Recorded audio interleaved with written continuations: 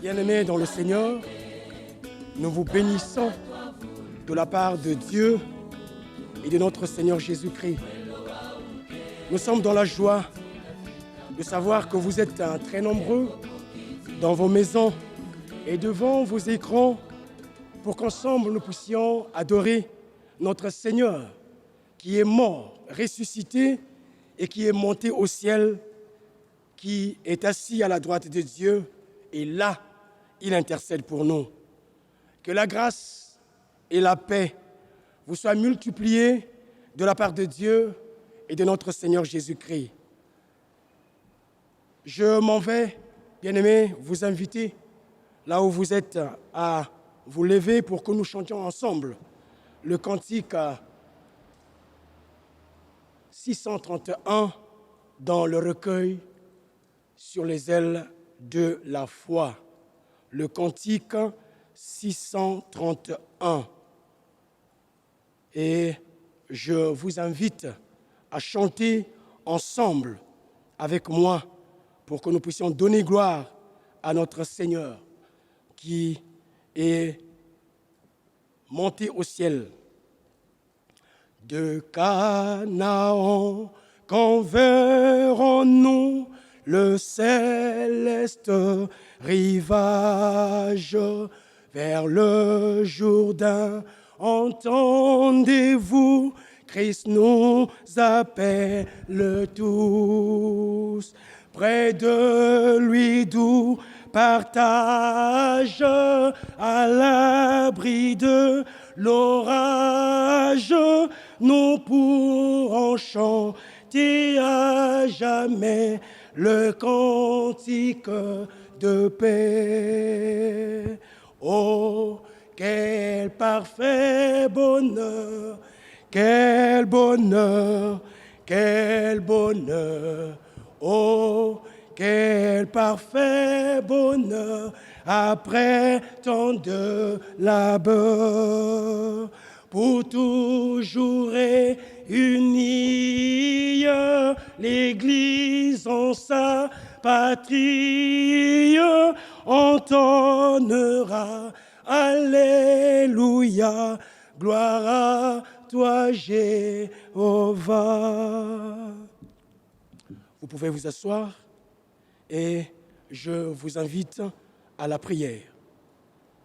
Éternel notre Dieu, notre Père en Jésus-Christ, une fois de plus, nous nous unissons pour te rendre un culte agréable. Oui, c'est toi que nous voulons célébrer. C'est toi que nous voulons magnifier. C'est toi que nous voulons élever. C'est toi que nous voulons adorer ce matin. Daigne, éternel notre Dieu, nous accueillir dans ta présence, éternel notre Dieu. Que tout au long de ce culte règne. Que tout au long de ce culte règne dans nos cœurs. Prends possession, Seigneur, de nos cœurs. Parce que tu nous dis dans ta parole que là où 2, 3 sont réunis, assemblés en ton nom, tu es là. Que ta présence, éternelle notre Dieu, nous illumine. Que ta présence éternelle nous éclaire. Parce que tu nous connais avec nos problèmes. Tu nous connais, Seigneur. Oui, nous venons à toi. Parce que c'est toi qui nous dis, venez à moi. Nous venons à toi, accueille-nous, Père. Nous voulons sentir ta présence. Et nous voulons être dans tes bras, les bras d'un Père qui nous aime et qui nous accompagne. Gloire te soit rendue maintenant et à jamais au nom puissant et glorieux de notre Seigneur Jésus-Christ. Amen. Oui, bien-aimés dans le Seigneur, c'est le moment de nous humilier devant notre Dieu, ce Dieu qui est plein d'amour. La Bible dit que Dieu est amour. Oui, dans son amour, il nous voit. Dans son amour, il connaît chacun de nous. Dans son amour, il te voit. Dans son amour, il veut que tu puisses venir à lui. Oui, nous savons que nous ne sommes pas justes, nous ne sommes pas dignes, mais Dieu, dans son amour, veut que tu puisses s'approcher de lui. Oui, voilà pourquoi, maintenant, là où tu es, Seigneur, là où tu es, mon frère, ma sœur, humilie-toi devant la sainte majesté de notre Dieu. Demande pardon, confesse ton péché, parce qu'il dit qu'il est fidèle et juste pour nous pardonner. Humilie-toi devant ce Dieu d'amour. Jésus, par ton sang précieux, enlève mon iniquité. Regarde-moi du haut des cieux, dis-moi que tu m'as pardonné. J'ai longtemps erré, cœur rebelle, mais j'entends ta voix qui m'appelle. Au pied de ta croix maintenant, tout confus, brisé, je me rends. Alléluia, blanc, plus blanc que neige, blanc, plus blanc que neige, lavé dans le sang de l'agneau, je serai plus blanc que la neige. Seigneur, tu nous vois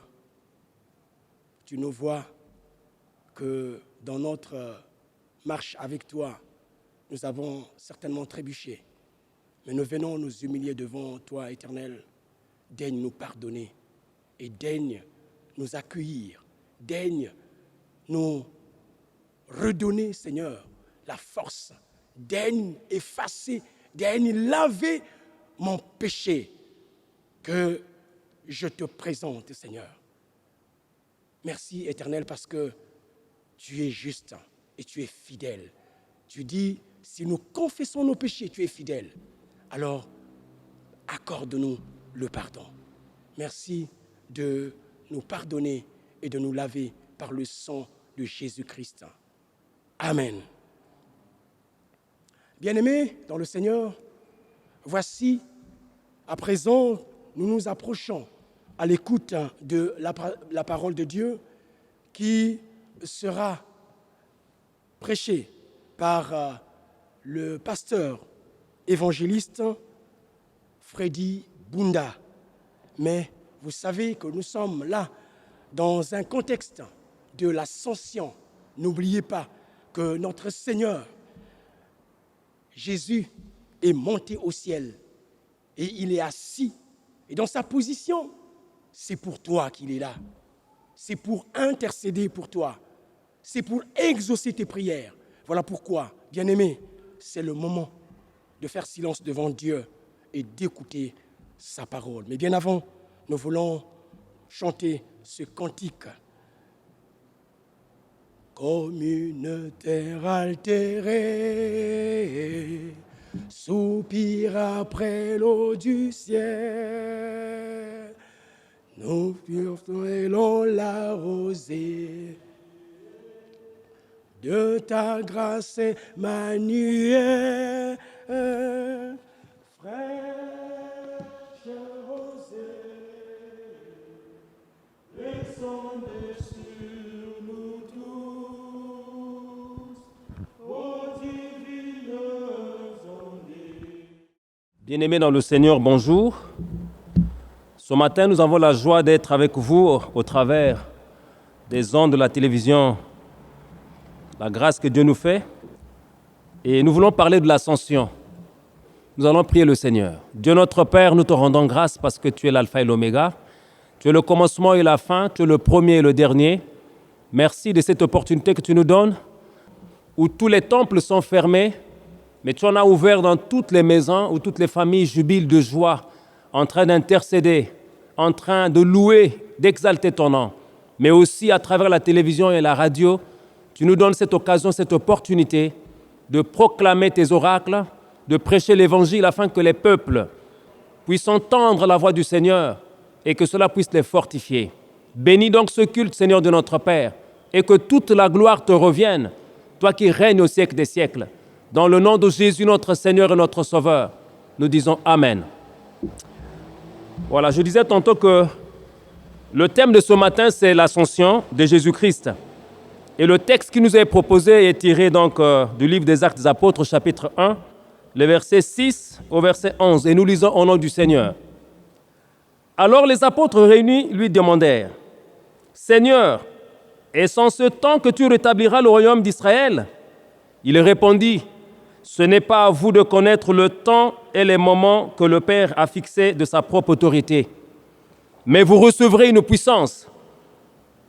Le Saint-Esprit survenant sur vous, vous serez mes témoins à Jérusalem, dans toute la Judée, dans la Samarie et jusqu'aux extrémités de la terre. » Après avoir dit cela, il fut élevé pendant qu'il le regardait, et une nuée le déroba à leurs yeux. Et comme ils avaient les regards fixés vers le ciel, pendant qu'ils s'en allaient, voici 2 hommes vêtus de blanc leur apparurent et dirent, « Hommes galiléens, pourquoi vous arrêtez-vous à regarder au ciel? Ce Jésus qui a été enlevé au ciel du milieu de vous reviendra de la même manière que vous l'avez vu allant au ciel. » Amen.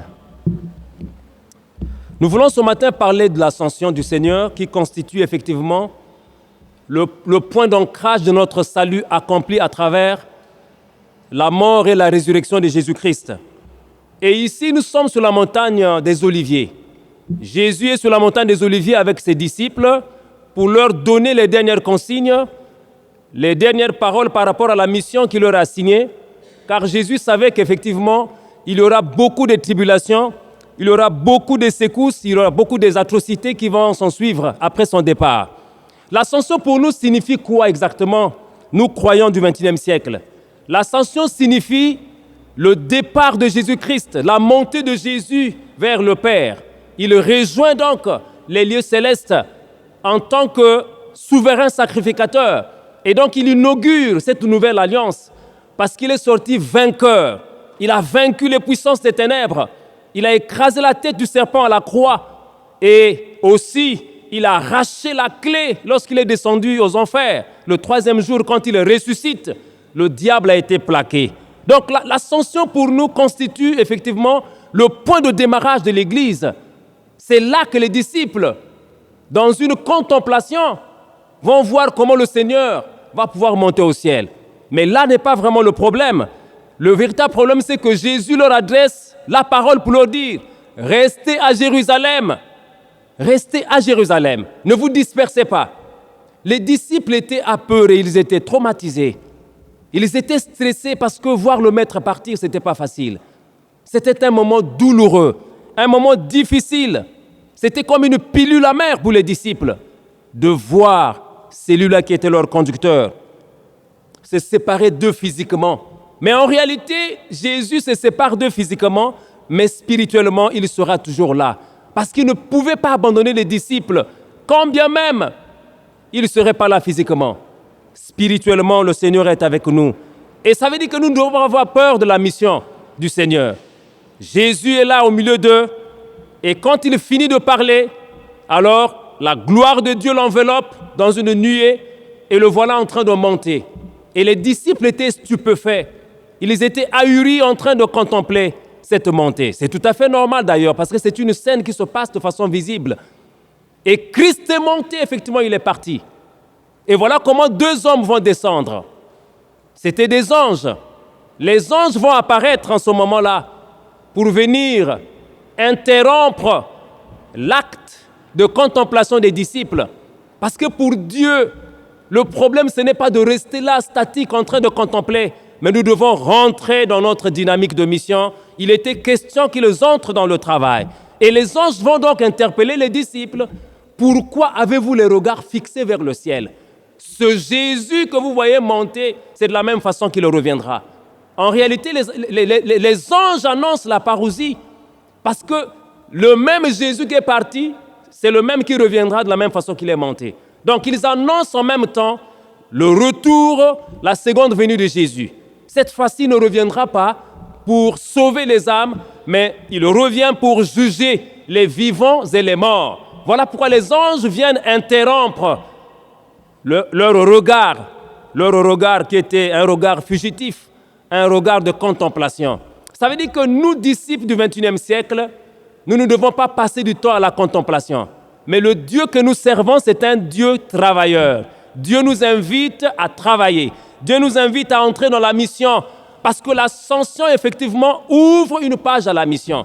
Ça ne constitue pas la fin d'une histoire, mais au contraire, ça constitue le début d'une nouvelle mission, d'une nouvelle histoire avec notre Seigneur Jésus-Christ. Et la Bible dit que Jésus est monté au ciel et il s'est assis à la droite du Père pour intercéder. Qu'est-ce que cela veut dire? Ça veut dire quoi? Ça veut dire que si tu es missionnaire, il faut enlever la peur. Parce que la peur fait partie intégrante de notre vie ici sur terre. Il intercède en notre faveur. Est-ce que nous savons qu'il y a quelqu'un qui intercède pour nous? Vous qui avez peur des circonstances, peut-être que vous êtes malade, peut-être que vous êtes persécuté, peut-être que vous êtes pasteur, prêtre, évangéliste, apôtre, et que sais-je encore, et que la peur vous étreint. Non, soyez courageux, le Seigneur est avec nous. Il a dit sur la même montagne, « Et je serai avec vous tous les jours jusqu'à la fin des temps. » Ça veut dire quoi? Ça veut dire qu'il est avec nous et il marche avec nous. C'est lui qui consigne les disciples à rester à Jérusalem. Après sa montée, les disciples devaient repartir pour commencer la prière dans la chambre haute, pour attendre l'arrivée du Saint-Esprit, qui est le consolateur, mais aussi le motivateur même d'ailleurs de cette mission-là. Jésus-Christ monte dans sa gloire vers les lieux célestes pour aller nous préparer une place. Jésus n'est pas allé préparer les places à n'importe qui, à tous ceux-là qui ont cru en son nom, à tous ceux-là qui ont accepté Jésus comme Seigneur et Sauveur. Il est monté pour aller préparer des places afin qu'au dernier jour, nous ayons la possibilité de glorifier son nom dans la cité céleste. Et donc, après l'ascension, il est question ici que nous puissions prendre en main la mission mondiale. L'ascension ne veut pas dire faire un travail de routine. Et ça, les pasteurs, les prêtres, tous les hommes de Dieu doivent le comprendre. Que la mission que le Seigneur nous donne, ce n'est pas une mission de faire de la routine sclérosante, de faire du surplace. Jésus a dit, allez partout dans le monde. Il n'y a pas un lieu fixe. Partout où besoin se fait sentir, nous devons partir. Parce que le monde a soif de la parole, le monde a besoin d'une nourriture spirituelle. Et nous nous sommes mis à part pour aller apporter la sémence du royaume à tous ces peuples-là qui pleurent, à tous ces peuples qui meurent dans le péché. Nous sommes sur la colline comme ses disciples pour prendre la clé de la mission, pour prendre la clé qui nous donne la force d'aller affronter le diable pendant la mission. Dieu sait que ça ne sera pas facile. Aussi, aujourd'hui, nous sommes en train de traverser un temps assez difficile, le temps où le Covid-19 est en train de stresser, de causer préjudice à la bonne marche de la stabilité émotionnelle de toutes les familles au niveau mondial, en Afrique et au Congo. Les gens sont apeurés. Les gens sont en train de prier parce qu'il y a une pandémie qui est là, c'est vrai. Mais il est difficile que les gens prennent du temps de revoir leur parcours, leur marche. Nous devons revoir notre façon de faire. Comment est-ce que nous sommes en train de faire notre mission? Est-ce que nous sommes là dans une attitude de contemplation pour attendre que les bénédictions de Dieu tombent du ciel? Non, le Seigneur nous appelle à vivre la foi. Les hommes qui ont reçu le salut, c'est des hommes qui ont une foi en action. Et la foi en action doit nous pousser vers les nations pour aller prêcher la bonne nouvelle. Oui, mon frère, ma sœur, le Seigneur nous invite ce matin à vouloir comprendre que sa parole, c'est une force pour tout missionnaire. Sa parole nous donne une vision claire de l'essentiel sur ce que nous devons faire. C'est ça le sens de l'ascension, nous pousser vers l'action. Et les disciples étaient ensemble. Ils étaient ensemble, ils n'étaient pas dispersés. Aujourd'hui, nous devons savoir que si nous voulons réussir la mission du Seigneur, nous devons marcher ensemble. Quand on n'est pas ensemble, c'est difficile de réussir. Ce n'est qu'ensemble que nous pouvons vaincre tous les géants qui sont devant notre chemin. Ce n'est qu'ensemble que nous pouvons relever les grands défis. Ce n'est qu'ensemble, comme signe d'unité, que nous pouvons éclairer ce monde qui est envahi par l'obscurantisme. Bien-aimés dans le Seigneur, Jésus n'a pas voulu laisser les disciples en train de spéculer, en train de cogiter autour d'un lendemain incertain. Leur lendemain était certain parce qu'il a dit, il faut que je m'en aille pour que le Consolateur vienne. Et quand le Consolateur sera venu, alors il vous rendra apte à la mission. Ça veut dire que sans le Saint-Esprit, rien ne pouvait se faire. Nous ne pouvons pas compter sur notre intellectualisation, c'est impossible. Nous ne pouvons pas nous baser sur des béquilles, sur des choses inutiles. Mais nous devons nous focaliser sur le Saint-Esprit, la force qu'il nous donne de faire la mission du Seigneur. Que le Seigneur nous aide à comprendre que la mission, elle est là, et c'est à nous de faire cette mission. Ce n'est pas aux anges de faire la mission, mais les anges sont venus pour éveiller la conscience des disciples. La parole de ce matin, c'est pour éveiller notre conscience. Notre conscience qui est endormie, notre conscience qui est bloquée en métaphase à cause de la peur de l'inconnu. Nous avons besoin d'être motivés, comme les disciples avaient besoin qu'on les motive. Parce qu'il était question qu'ils descendent de la colline pour commencer maintenant l'œuvre. Bien-aimés dans le Seigneur, qu'est-ce qui vous empêche à faire l'œuvre du Seigneur? Aucun homme ne peut vous empêcher à faire l'œuvre du Seigneur. Au contraire, il faut qu'il y ait des obstacles, il faut qu'il y ait des persécutions pour que la véracité de votre message puisse avoir un sens. Bubamana kutakana bana mongo wa olive yisumpe wakala ya ova munsi yisu abaluka kuzulu bana mongo wa olive buna bukendele ibuna sikizila o lwenda lwenda lwenda kamba nsamu munanza yayo silwa kalambangi munansizazo ye muyuda diadi samali yampe nate ye munasukanza yayo oh lwenda lwenda lwenda kamba nsamu munanza yayo silwa kalambangi munansizazo kwe muyuda diadi samali yampe nateye munansukanza yayo. Bien-aimés dans le Seigneur, pour finir, quel sens l'ascension nous donne au monde d'aujourd'hui, nous, disciples de Jésus-Christ? Ce n'est pas une fête ordinaire, mais nous célébrons cette fête, effectivement, pour prouver au monde d'aujourd'hui que nous avons l'espérance que notre Christ, notre Seigneur, a été réellement ressuscité, il est vainqueur. Nous célébrons cette fête, l'Ascension, effectivement, pour prouver, pour témoigner l'efficacité de notre foi, mais aussi que nous avons le salut en Jésus-Christ. Le salut a un sens quand nous acceptons de faire la volonté du Seigneur. L'Ascension nous incite à faire la mission. L'Ascension nous donne un regard sur l'expérience du détachement. Nous devons nous détacher maintenant de la montagne des Oliviers pour repartir à Jérusalem, parce que c'est là-bas le point de démarrage de notre mission. Où est Jérusalem, mon frère, ma sœur? L'Ascension nous donne la force d'être témoins efficaces de Jésus dans le monde. Notre travail n'est pas de rester sur place, notre travail n'est pas de faire du surplace, notre travail c'est d'aller dans les confins du monde, vers les frontières infranchissables, pour dire aux nations que Christ règne. Que le Seigneur Dieu notre Père nous aide à comprendre que le temps est arrivé où nous devons faire l'œuvre du Seigneur selon sa grâce, selon son amour, selon l'immensité de sa parole. Que Dieu nous aide à faire ce qu'il faut faire et que le Seigneur nous aide à ne pas faire ce qu'il ne faudrait pas faire. Amen. Bizitu byabyo tunatwala kwa Yesu natangabyo zingolo zazo zenayandi muyandi tusya muswanga imvulu siwe nayendwenga mudedi samambu mamo kadi Yesu ulenda sala monsomena mampasi kwange imvulu siwe nayendwenga mudedi samambu mamo kadi Yesu ulenda sala monsomena mampasi kwange.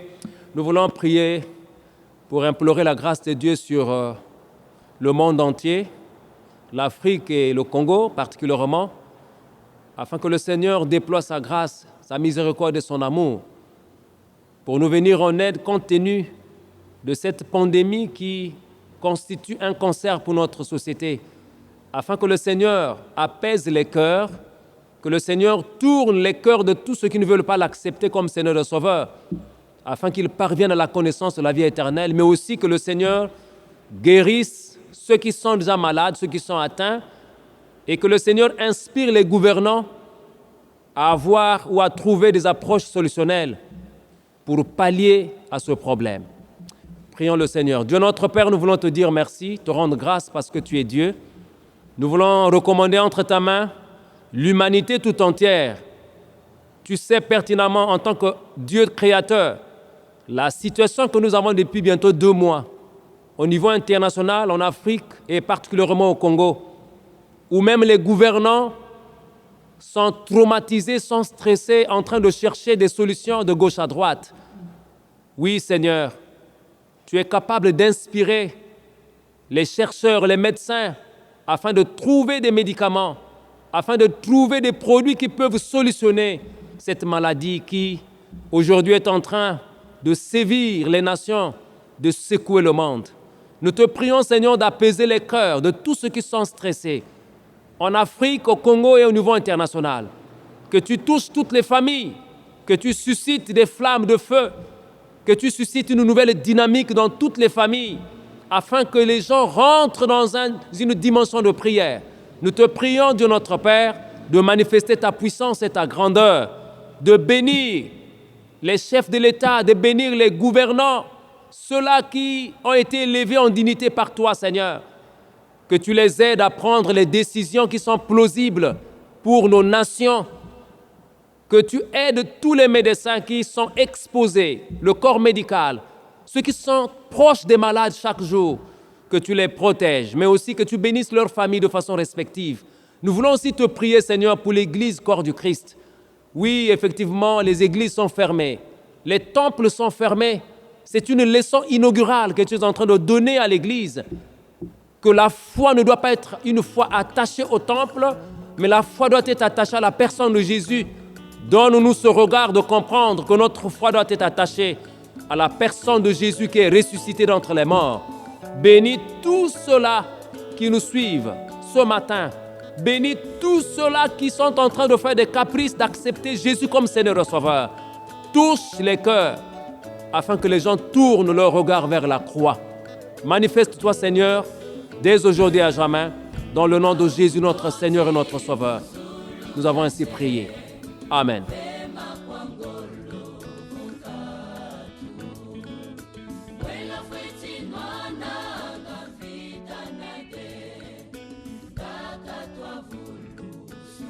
Bien-aimés dans le Seigneur,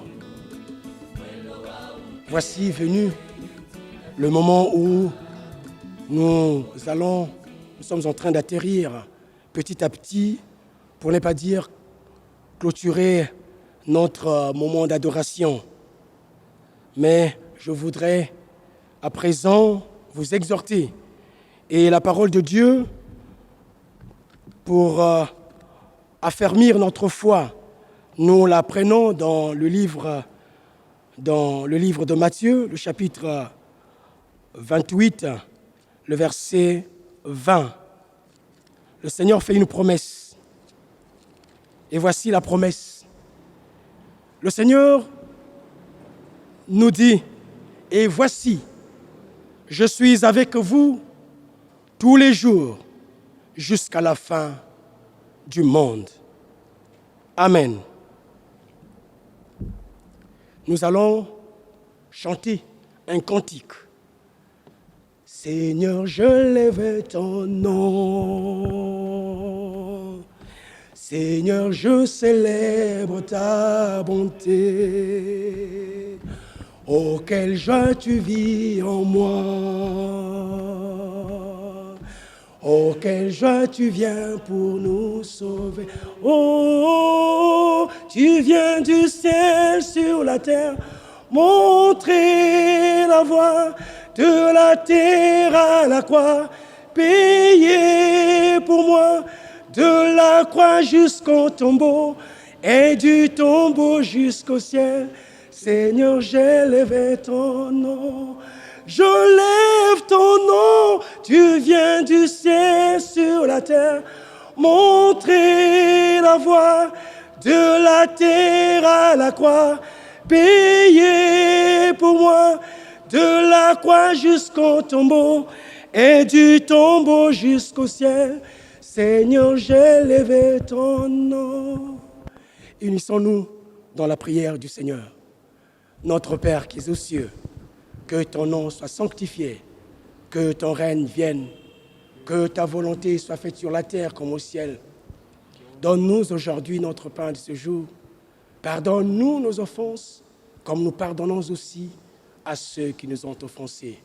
Ne nous laisse pas entrer en tentation, mais délivre-nous du mal. Car c'est à toi qu'appartiennent le règne, la puissance au siècle des siècles. Amen. Bien-aimés, recevez à présent la bénédiction de notre Dieu.